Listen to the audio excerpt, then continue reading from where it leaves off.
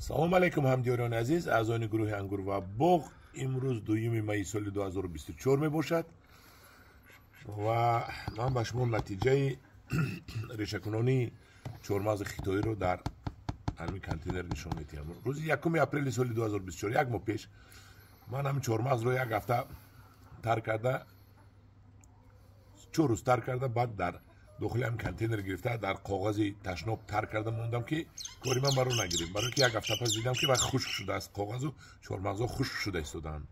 بعد بیوگوموس رو گرفته داخل هم رو پر کرده، در بیوگوموس مونده، از بالاش با بیوگوموس ریخته، بیوگوموس رو نمناک کردم. حاضر نتیجهش رو میبینیم. چهارمغز خیتایی با همراهش ما میبینیم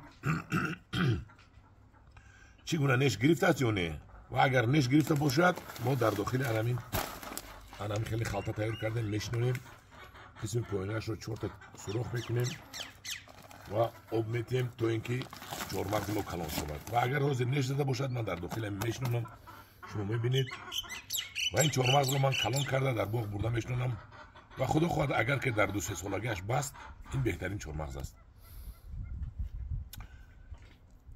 بسم الله الرحمن الرحیم. میبینیم چی گپ شده است.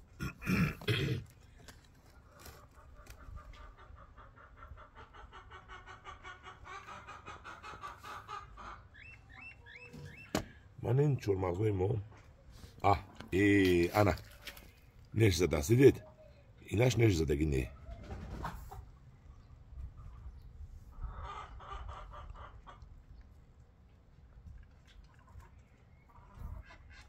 کاغذ تشناب مونده است در اینجا، خیلی نیش نزدن، در اینجا میمونم.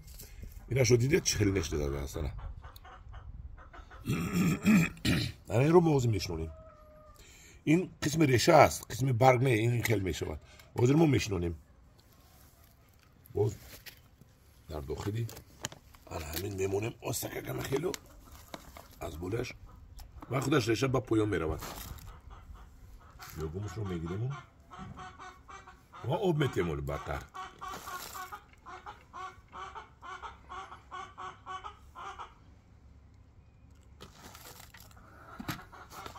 من هم شنوندیم. باز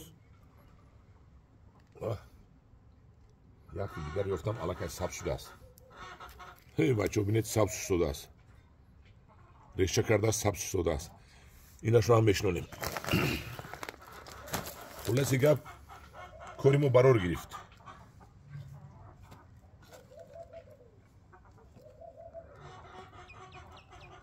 این بیوگوموس است، بسیار سبز شده است با تفت در پیشم. اینم در اینجا میمونیم. الان قسمی ریشه رو پایین میمونیم، قسمی سبز رو بالا و باز میشنونیم. هم خیلی احتیاط کردم در کار که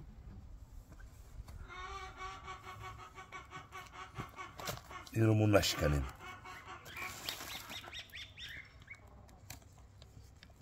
آره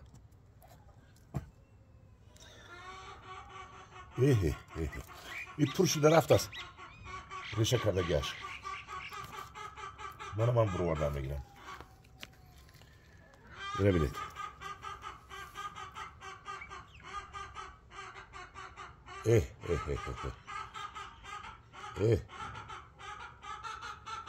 این ما تو نیست این رو سبزانده. این در اینجا سبز شدیده بدم حاضر.